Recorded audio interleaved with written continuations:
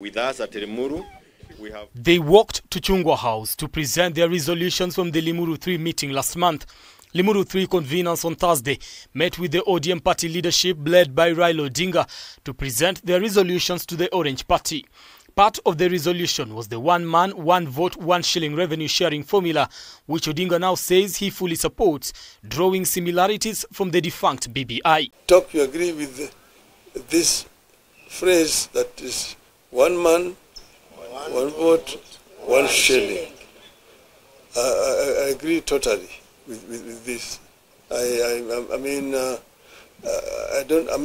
never populist.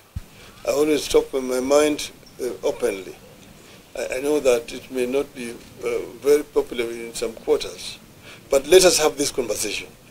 As a people, let us have this conversation. The debate has elicited a lot of reactions from different players. Odinga, however, says the formula seeks to ensure each region gets its fair share of the national cake. In the devolution, we talked about equity in sharing of resources in our country. Not equality. Equity in sharing of resources in our country. That means you actually take count of the numbers of the people where they are, because the services are primarily first and foremost to the people. Odinga argues that devolution is about the equitable sharing of resources, which means considering the number of people living in an area.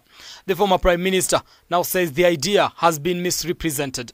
Somehow this thing has been misrepresented as if it is discriminating against other parts of our country.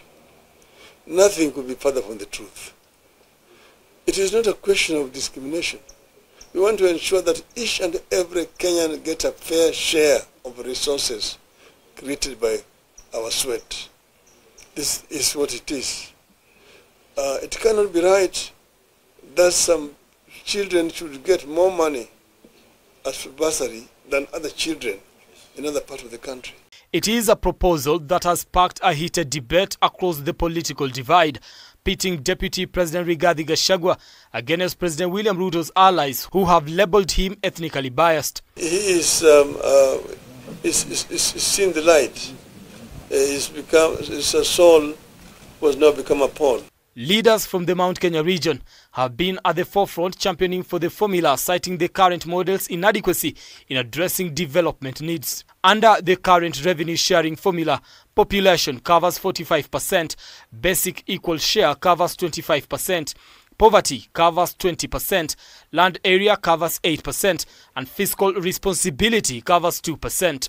Leaders from the Mount Kenya region argued that this distribution leaves densely populated counties with minimal resources for development.